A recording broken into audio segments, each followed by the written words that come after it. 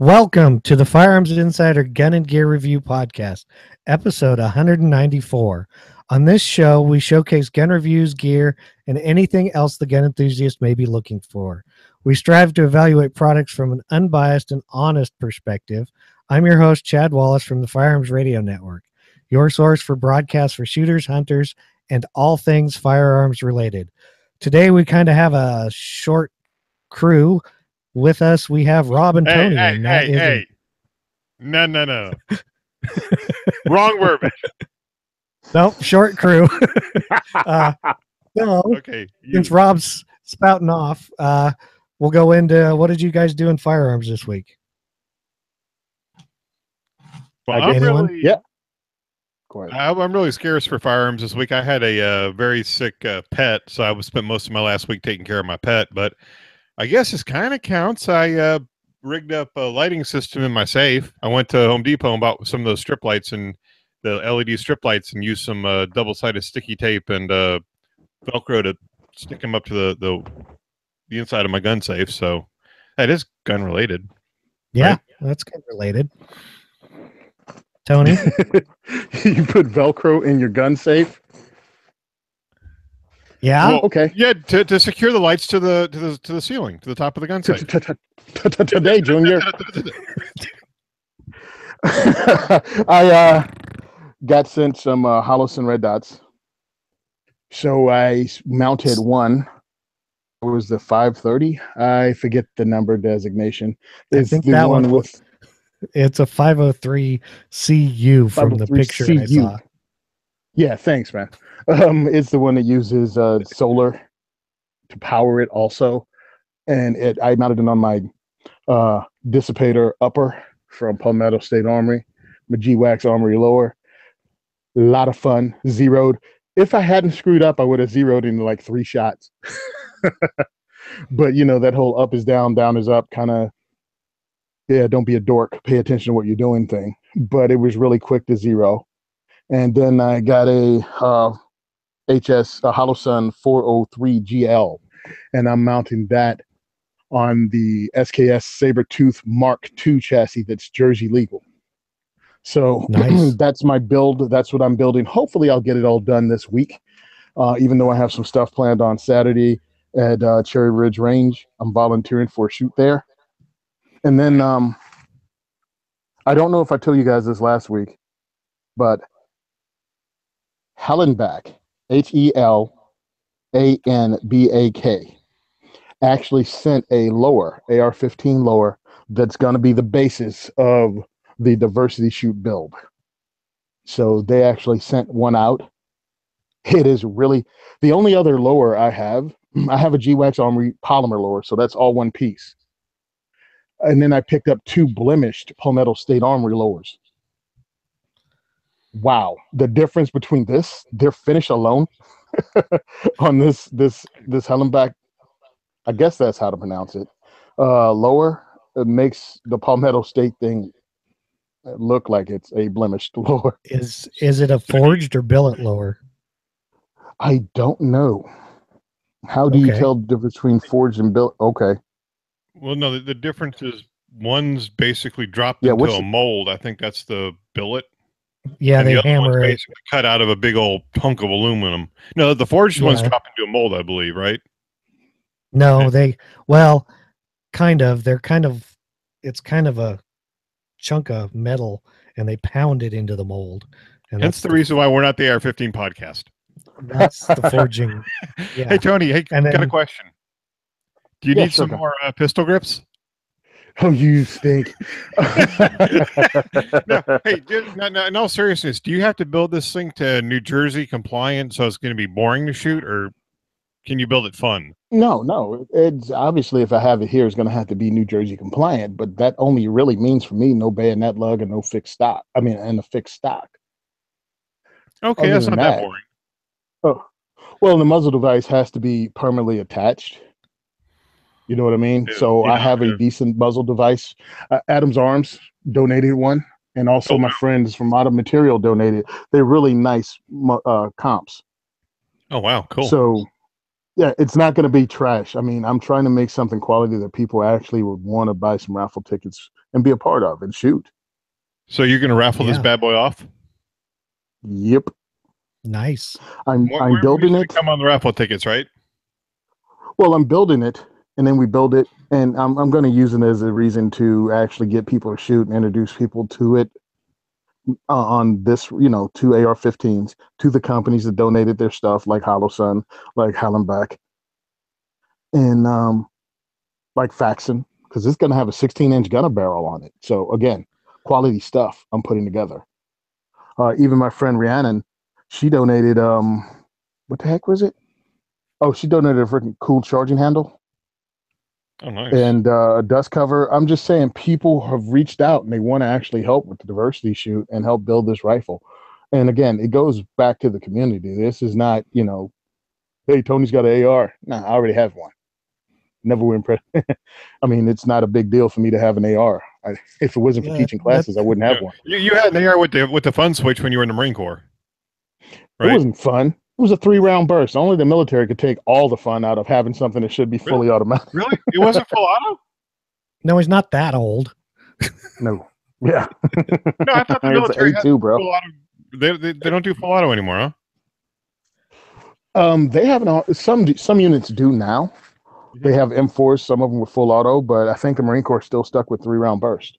Oh, is that because people were doing that? I don't like saying spray and pray, but like that spray and pray crap. The military is always worried about their troops dumping a bunch of ammo. Mm-hmm. So that's the new way of retarding them using a lot of ammo at once. Before they used to have the magazine cut off for the bolt actions. So you'd load 5 rounds and then you'd flick the cut off and you can single load them. Now this is their version of that because the military has never been cutting edge when it comes to weapon systems and trusting the men. Because they know their training is really, for the most part, just general. It's not really advanced for the most troops. It's kind of like a concealed carry class. Yeah, it is. I mean, really, until you get to a combat unit that's job is actual combat, the general instruction is kind of weak sauce. Mm-hmm. Yep. Well, since I did get a good thing in the mail today. The ATF finally approved my request to be able to take some of my Class 3 items out of state. Oh, that's nice of them. Oh, congratulations. Yeah. So I only had to get permission from the Bureau of Alcohol, Tobacco, Firearms, Explosives, Chips, Dip, and Salsa to take some stuff that I legally own out of the state to a state where it can legally be possessed. Yes, thank you very much.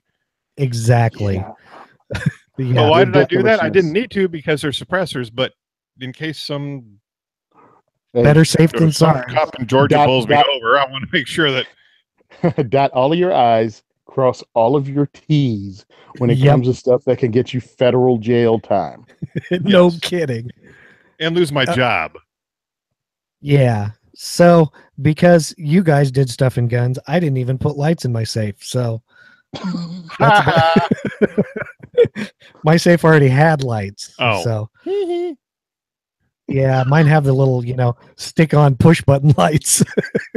They were. Well, I was trying to do something that looked more better than I just wanted to buy those like what you got, the little stick on. I know. The little LEDs that stick onto the top and you push it and it turns on. Yeah. I wanted to have something that looked, like more better. Did you just say more better and stop yourself? Yeah, I needed something to look more better, more professional, more better. Okay. Well, I'm going to get into the announcements because you guys are headed somewhere and I don't know where. Bandwidth sponsor is our buddies over at Patriot Patch Co. Yay. Which is great. I got my fancy new, your summer soldier patch. That's right. My squirt gun patch. Awesome.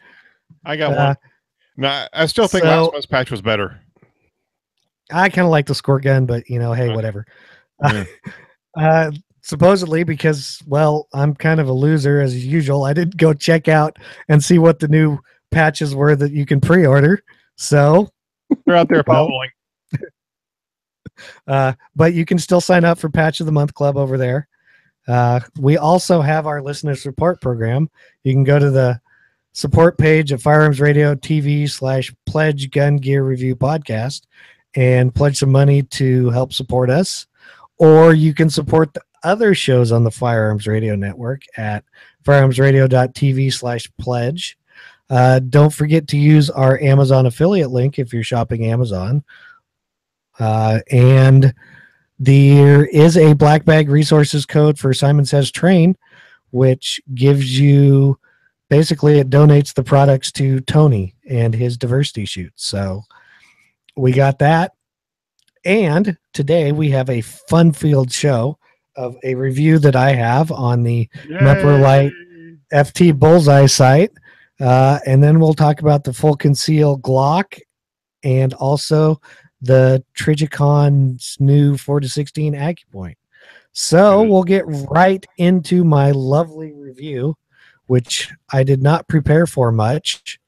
So help everybody out and show them that this thing's empty, because you can see my lovely face through it. So that when I point it at myself, because it's the Bullseye sight review, you can not think I'm going to kill myself. Now, for all the listeners, he is meeting the first rule of gun safety. He's verified the gun is unloaded. So now we know when we're pointing it, we're pointing an unloaded gun. So don't write us. I don't think we've been ridden yet, but we're pretty good about showing it's empty. So this is for the FT Bullseye sight, which I will explain and show pictures of here in a minute. It's a pretty non-standard sight.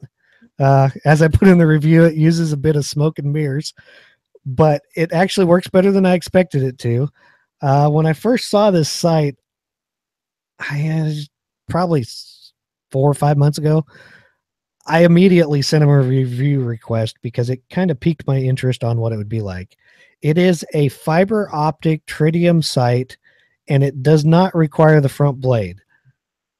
This gun still has the front blade on it because I didn't feel any need to take it off just to review the sight. So I mounted it on this Car CM9, which is a pretty short handgun. So they make them for all kinds of other guns, Glocks, M&Ps, you know, the normal. Installation's pretty straightforward. Remove the old sight, however you go about doing that. Basically, you slide the new FT Bullseye sight on. They recommend Loctite 609, but not on the screws. Because if you put it on the screws, you may never get this thing off. It's basically just to help kind of give it a surface once it dries to hold the sight in place. Then you tighten up the supplied torque wrench. It's not really a torque wrench. It's torque screws, and it's a little T handle that comes with it. So I took this thing out shooting. My main goal was to see where it shot, and this is where it gets kind of weird, and adjust it accordingly. While doing the initial sighting in, I realized that the sight's really easy to use since it is a dot inside a circle. And I'll kind of try to, you can go to the review and see this, but I don't know if you can see it on the picture. You can kind of see there's a circle with a green dot inside it. Yep. And got it. Yeah, it's kind of hard to see, but the pictures are way better. And basically all you do is line that up, and your eye wants to center the dot inside the circle. Okay, that makes it easy. If you're not lined up, it's pretty easy to notice. There's a few kind of fuzzy pictures in the actual review. If you want to go check it out, you can get an idea what it looks like better. It kind of dims them a little. I mean, it's similar to a red dot sight in that aspect of what it looks like a circle dot sight with a standard channel and post sight kind of built into the mounting surface. I don't know if you'll be able to see this again. Let me try. You can kind of see it. It looks like a standard post blade sight when you look down it.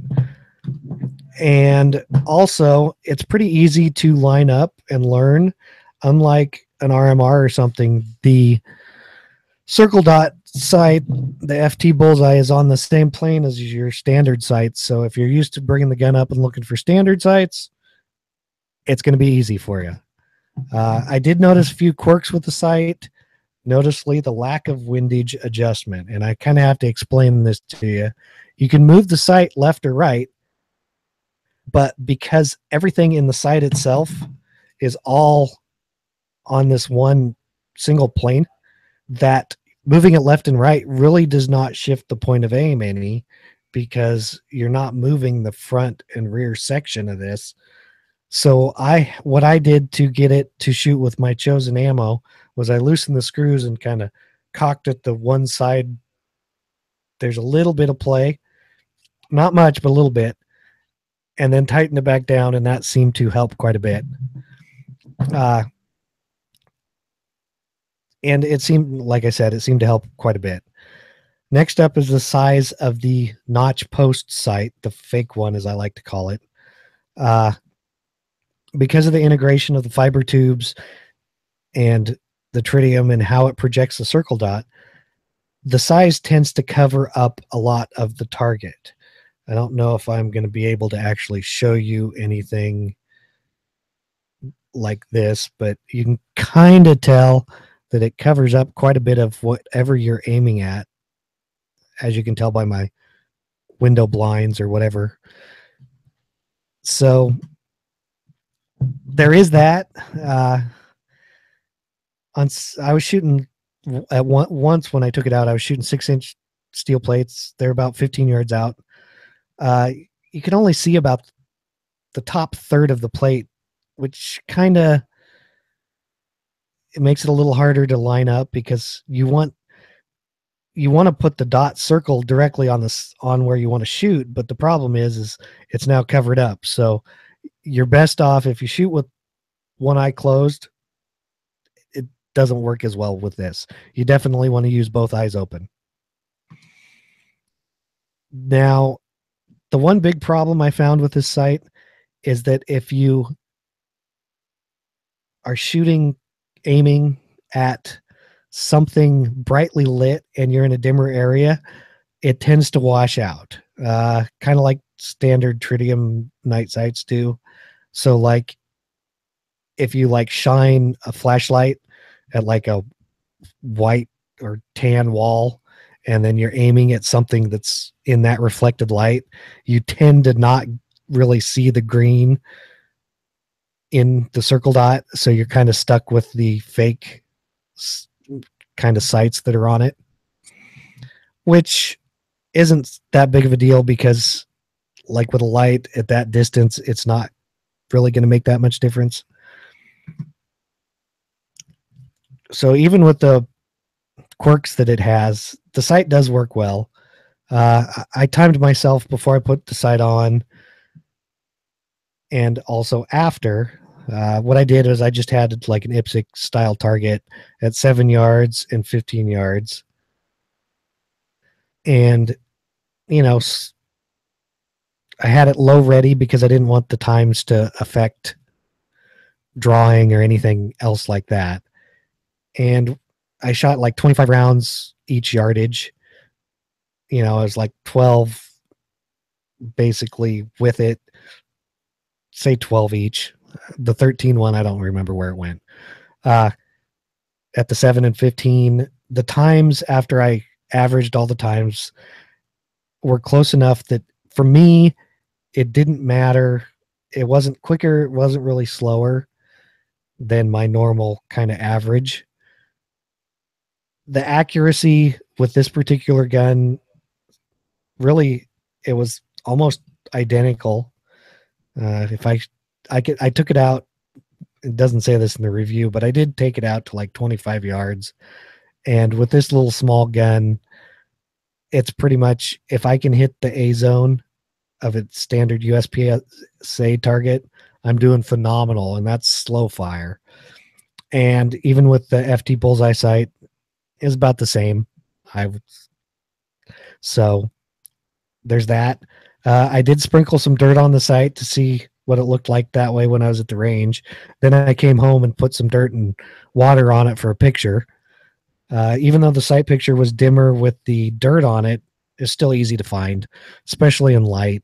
If it's sunny out or there's artificial light coming from above you, the thing just is super bright. So it's easy to find.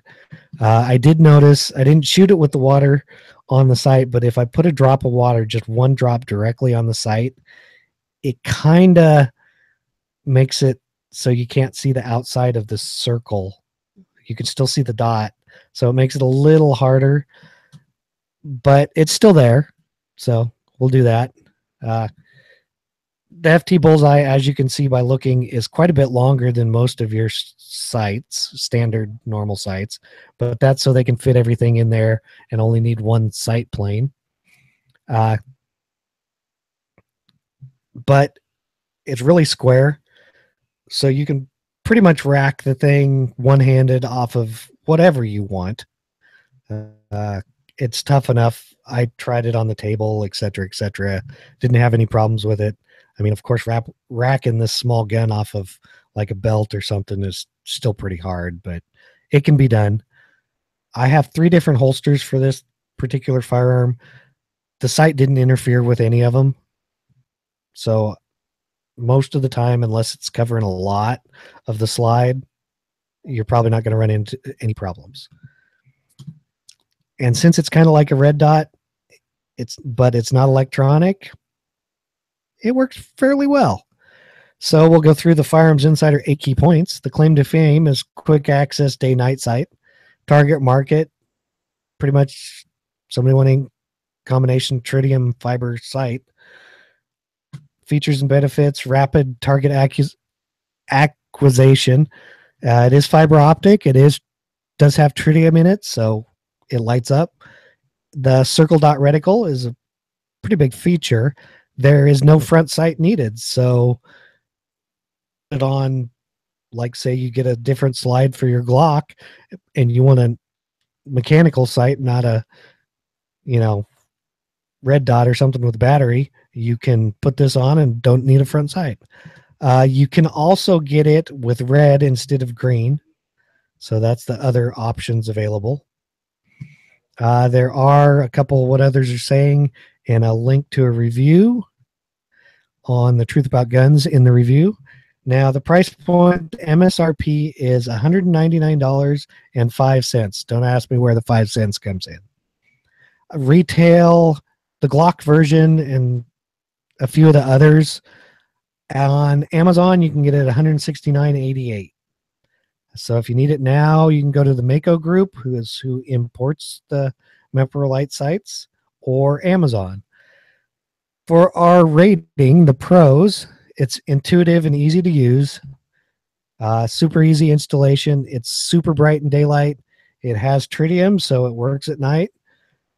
You don't need a front sight, and it has the same presentation as standard sights. The cons is it washes out on wider lit backgrounds. There are no windage adjustments or elevation adjustments. So pretty much what you get is what you get, and it covers a large quantity of the target. So the score, I gave it a 6.5 of okay. So now it's up to you jokers to ask me questions about it. Does it take batteries? No 2032s. I was looking at it. 2032 batteries? Oh my God, Chad. I know. It must have been heartbreaking for him to do this review. Yeah, I was looking at them when they first came out. I was really checking them out, wondering if they would work. I think they were at NRA. I think I looked through the red one. For some reason, I'm thinking I've seen them. My thing was, again, they cover up the target. You know what I mean? Self-defense wise, yeah, I guess we can rock with this. As long as it's closer distance. But there's no precision shots like you can get with a red dot. Right. And that's why I gave it the 6.5, is because it does cover a large quantity of the target when you look at it. And it's like, for us shooters, it's not as big a deal. But if you give this to somebody that doesn't really, quite get it, then they might have a bigger problem. you know, and But it's not like it's new technology. No. You were going to say, Tony? Oh, I just said everything in the firearms world, every accessory, every option isn't for the first time shooter, isn't for the beginner. Sometimes you actually have to put in work with the product you choose to put on your firearm. And this is one of those. It's not as, even red dots aren't easy. Red dots, wow, aren't that easy because you have to get used to bringing them up. The dot, it just has to come natural. It should be on your front, sitting on your front sight, but you still got to work on it. So if you get this, you're still going to have to work on it. Obviously, you checked out the pros and cons because you do put rounds down range, so you know what you're talking about. And if right, and I didn't buy it for a target. Well, I didn't buy it, but they sent it to me. But I also didn't put it on like a target gun. It is a small self-defense gun. I mean, so I didn't expect it to me to use it at 50 yards, which hopefully I don't have to ever. But yeah. But truthfully, right. As I get older,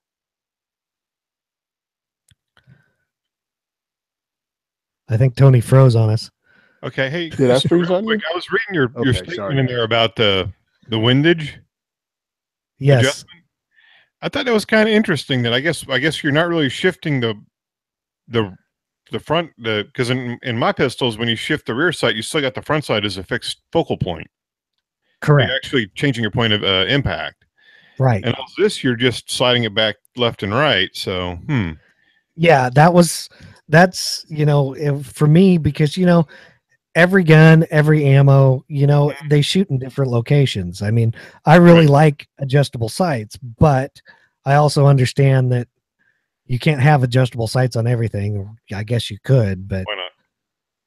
And well, I mean, right. So, you would think, well, let's just move it left or right. Well, there's no front sight. So basically you move it, a quarter inch. Yeah. You don't do anything. It'd be nice if they set it up where you could actually move the reticle. Yes. I think that would be really hard. Probably. I think it would be better if they made it so that you could, like I said, I've rotated it, but there's not much play in there. If they put it on, if they made it so it was kind of on a something, so you could, because you probably don't have to move it because it's only a gimbal, but it had a pivot point. Yeah. If it had a pivot point, then you could maybe move it, you'd probably not have to move it more than a 1/16 of an inch on whatever you put it on. Right. I mean, it wouldn't look as nice, being on there, not quite straight, right, but it would make it adjustable. So overall, that thing's what, about 2.5, 3 inches long? Oh no, it's like an inch and a half. Okay. And I'm assuming the clear section in the front is where it gathers the light. Yes. Okay. And how does it look at in a dark or low light area? Oh, it's pretty much same. What you see in the pictures. Okay. It's a little dimmer because you're dealing with tritium. Lower light. Right. But it's still quite bright.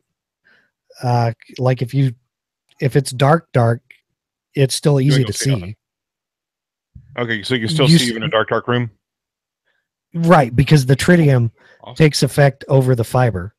Oh, so they did a backup. Gotcha. That's cool. Yeah, which is, I'm guessing, part of the reason why the price is up there, because it's got both fiber and tritium. I was looking for a ruler, which I know there's one in this room, to actually measure it for you, but of course I can't find one. Yeah, whatever. Oh, here it is. No. That's good info to know. So they have to listen to the podcast, and we are right at 1.5 inches. Gotcha. And it is about 5/8 wide. Yeah. Okay. And then it's a little under 1/4 deep. So it's not huge. It just looks bigger because it's on this tiny gun. Yeah. Perspective. Yep. And I'm assuming they just designed that where you can pop the two, or they probably pop the two screws off the top of it, and they slide in a different adapter for like different guns. That's my guess also, because that's exactly, you just loosen the screws and it's just got a different dovetail piece that it screws into. So yeah, I'm guessing most of the sights are actually all the same.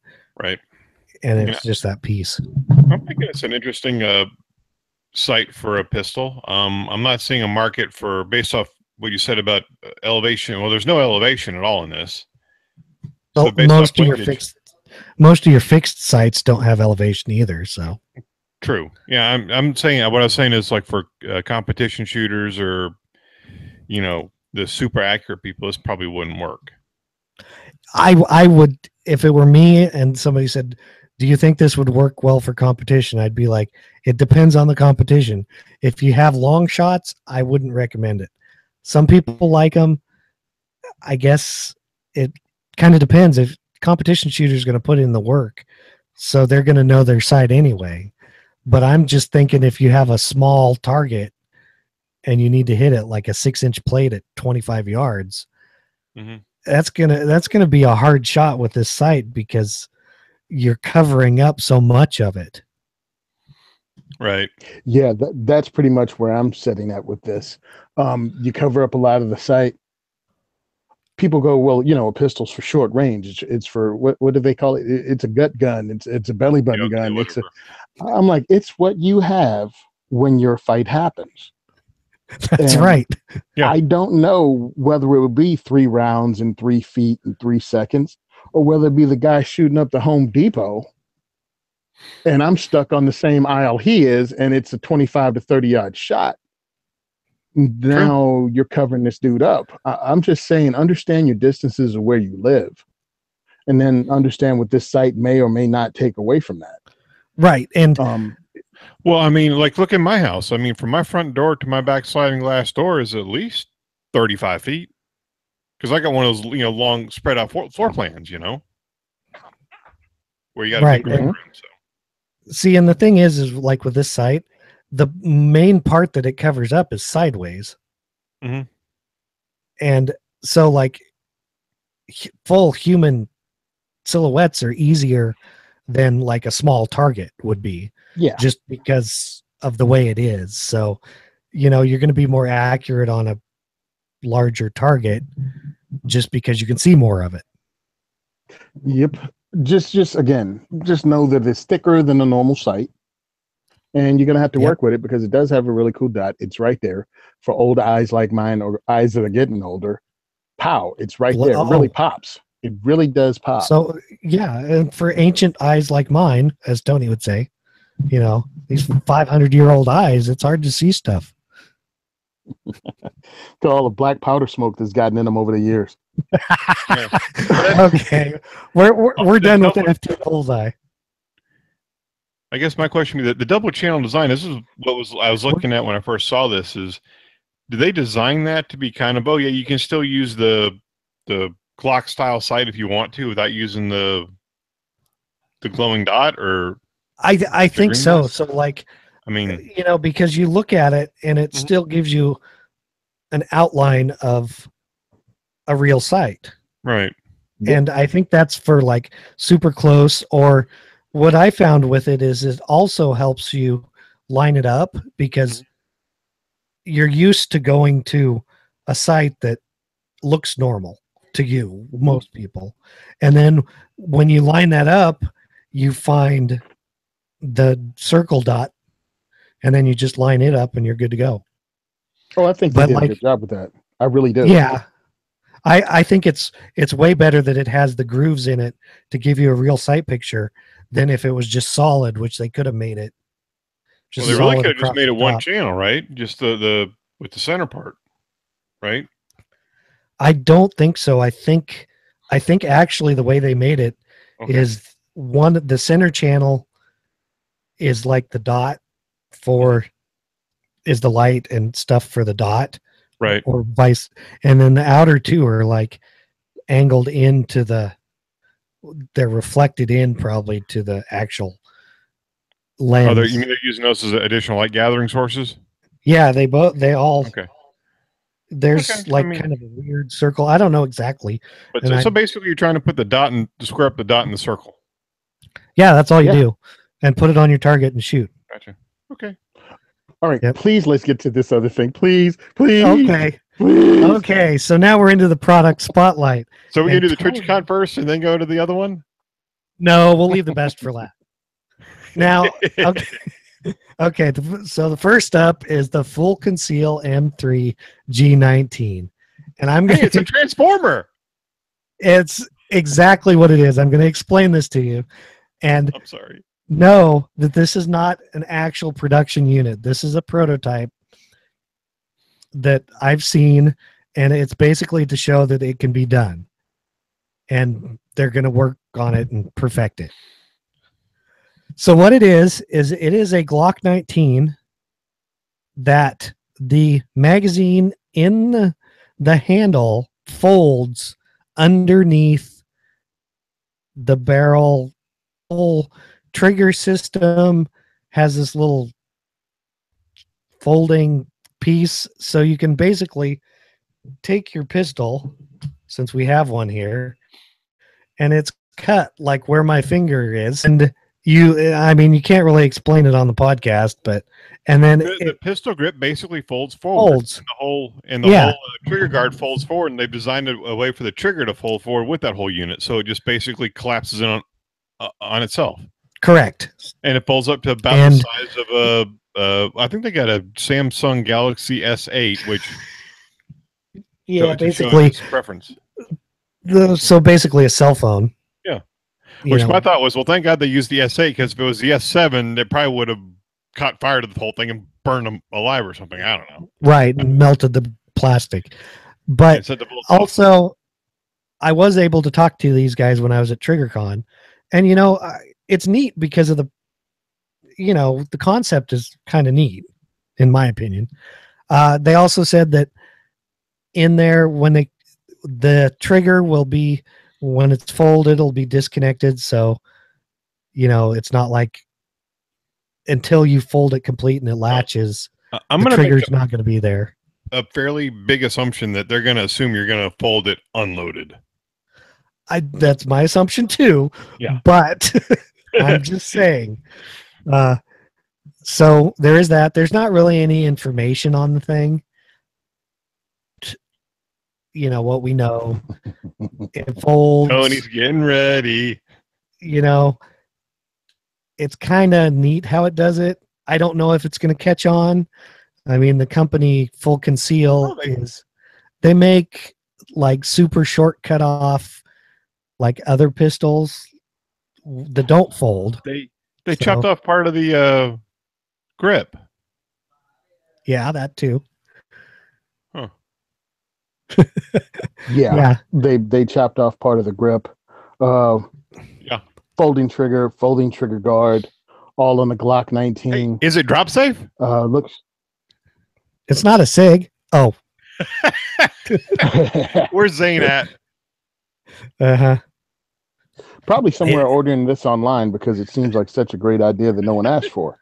Yeah, that's probably true. Because when the bad guys attack you, I want to say, time out. Let me unfold my gun and put the magazine in it and rack it. Yeah, no kidding. Well, I really find this funny, because I'm like, okay, an engineer came up with it, I'm assuming, or somebody said, hey, I bet I can come up with the stupidest idea you can do of anything you can do to a Glock. And they were like, no, really, nothing's dumber than the bayonet. And they're like, no, hold my beer. Watch this. And they did this to Glock 19. There's a reason I put it in the show notes. One, I knew everybody would have a heyday with this. Two, as we all say, the concept's kind of cool, just out of coolness. But practicality. It's a novelty. But it's $1,100. Okay. Well, there's that too. This is my thing with the novelty items and some of the stuff that seem like a bad idea. If you have the money, go ahead and buy it, because this is one of those things, if it ever does see the light of day, the lawsuit will stop any more from being sold right after this comes out. So you hold on to yours, and Ian from Forgotten Weapons will be contacting you 10 to 20 years from now and asking to put your gun on the show. Exactly. Other than that, let me explain how you can do this because it's really funny. You can get a Glock 19.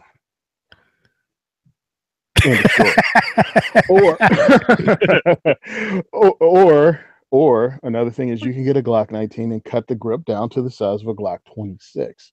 Yeah, take flush mount. No. Well, here's the thing. Some people want the longer sight radius and also the way it sets in the holster lower because it has the longer barrel. It fits better inside your belt. Some people really feel when you have a 26, it feels like it's about to shoot out of your pants on top of your holster, depending on where your belt is. Calm down. That's what she said. So what I've seen, one of the guys I follow is Major Pandemic, and he has cut down the grip on his 19 to 26 length, and boom, it gives you 10 rounds of 9 plus a reload that you can have a 15 or 17 or however many round mag you want, that of Glock 17 size magazine or bigger. So I get it. I'm big enough to I carried my Glock 19. Hell, I carried my CZ75 concealed, so I'm not really worried about it. But if you want a smaller gun, you can either buy a smaller gun because the price point on this is ridiculous. It's like $1,200. You could buy 2 Glocks for that price. Yeah, the MSRP is $11.99, so yeah, $1,200. There's a pre-sale for $999. Oh yeah. Well, look, if you buy the Brooklyn Bridge from me next week, it's $50 million. But if you buy it from me tonight, it's $10 million. Give me your account so I can wire the money, Tony. I really look at this and I go, money? How do you? Yes, I'm like, how can you manipulate this one-handed? How can you get this into action with one hand? Oh wait, hey, I'll pay you with pistol grips. No, how do you unfold your origami pistol? I'm gonna answer that question for you. Sure. If you, just because I saw how it worked. So you have it, and basically, if you grab it by the magazine,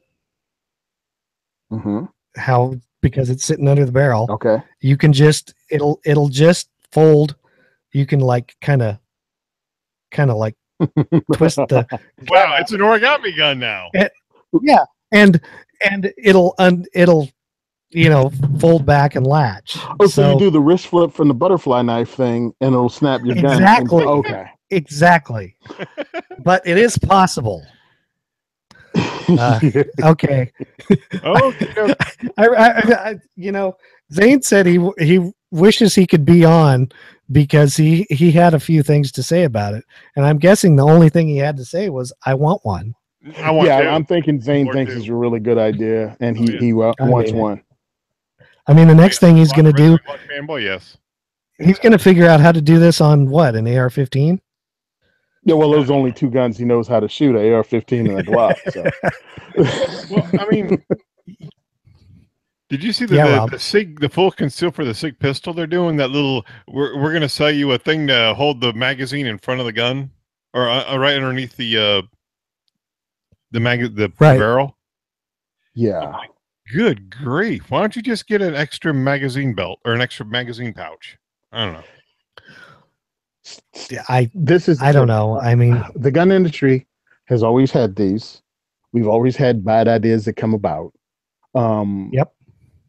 Usually they only got advertised in the back of other magazines when we were growing up. But now, with access to the internet, everything can look legit.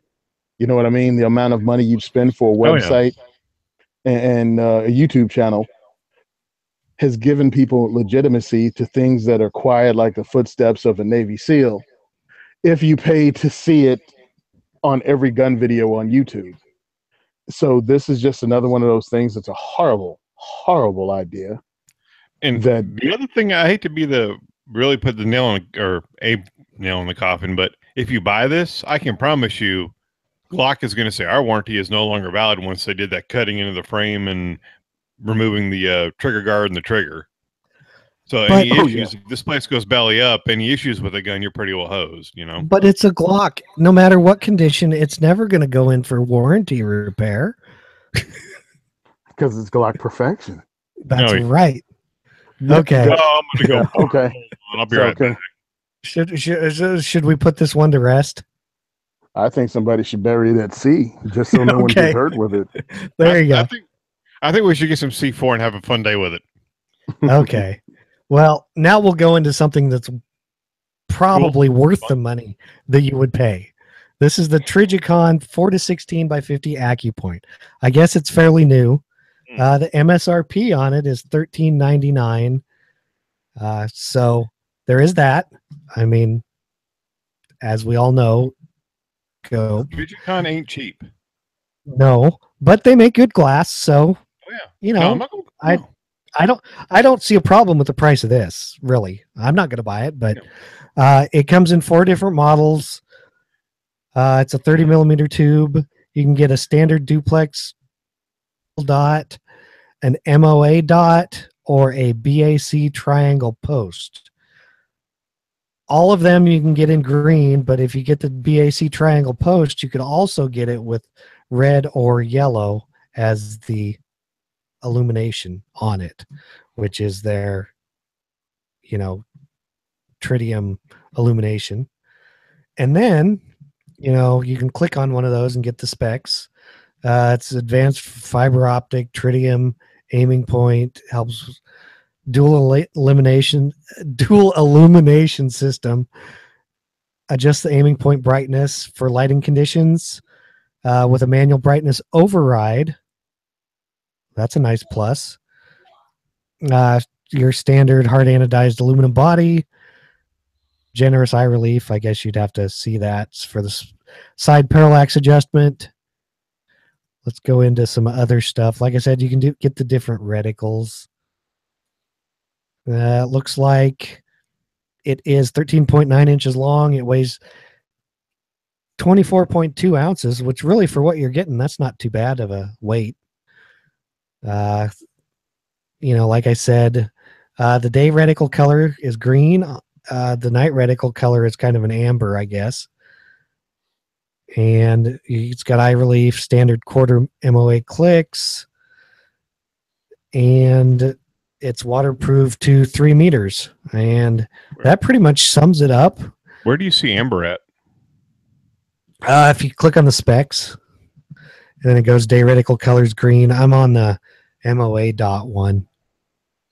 Okay. And then the night reticle colors amber. I guess I can click on a different one and see if it changes. I was going to say, when you get done, we can talk about it. Yeah. Looks like the duplex reticle one is the same way.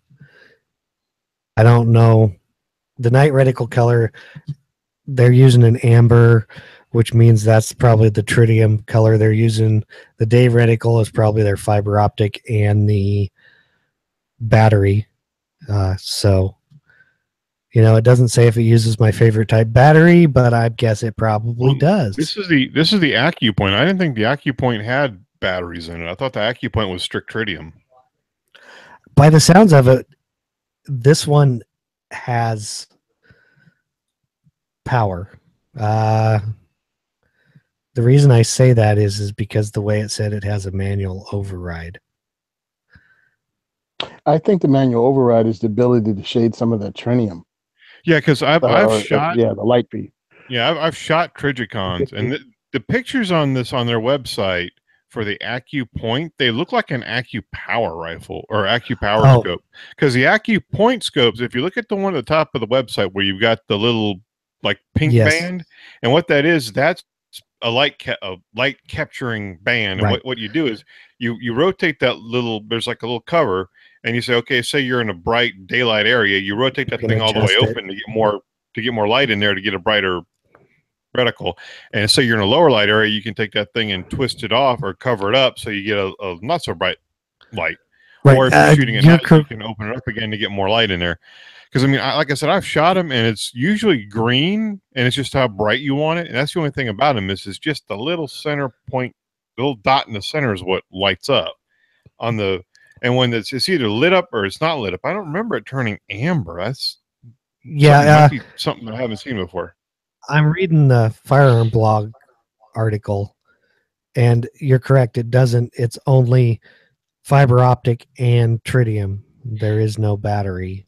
Yeah. So that kind of explains that the dial on the top, like you're saying, probably is adjust the brightness for the tritium. I personally think they're using the wrong pictures on their website.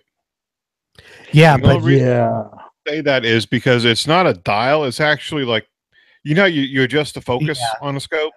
Yeah, it's the same thing up front, right behind the magnification ring. You adjust the focus. It's like adjusting the focus. Yeah, and if you click on it, any one of the reticle options, and you look at the top of there, you can see what you're talking about in their picture, which is the adjustment there. Yeah, it's a different scope, I think, but yeah, it's way at the top. Yeah, but it's actually probably similar. Yeah, it's the same concept. It's a scope. It's like in the banner at the top almost. Yes. Okay, I see what you're talking about. Yep, they did it in a different way.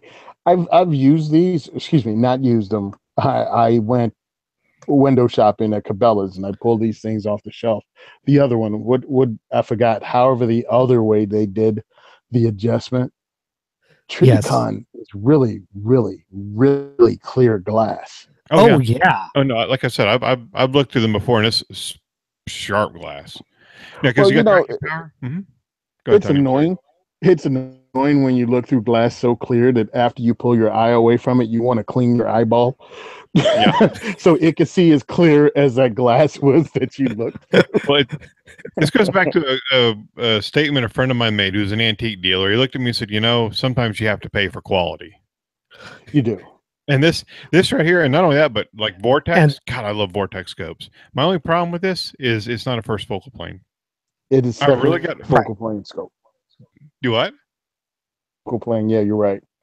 I don't know if Triticon makes very many. Well, I think one of their AR scopes is first focal plane. The one that's a 1-4, I believe.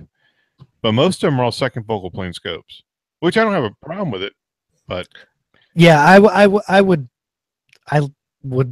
like him to offer maybe both, but like you guys said, and I'll say this too, I've looked through them before, and the quality of their glass is just spectacular. And that's why, like at the beginning, the MSRP is $13.99, like I said, but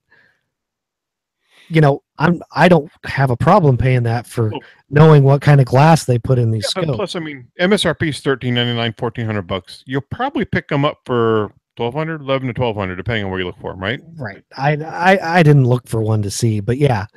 And hey, I figured, hey, we'll put something good in this. Hey, Chad actually put something in this that's good. That's not $5,000. No, it's only $1,400. Okay, whatever. Chad. Well, I'm starting to learn. See, one bad thing, one good thing, and a review. I'm done. You're done. I mean, because they've got the AccuPoint and the AccuPower. My belief is the only difference is the AccuPower. It just has a 2032 battery. Bada bing.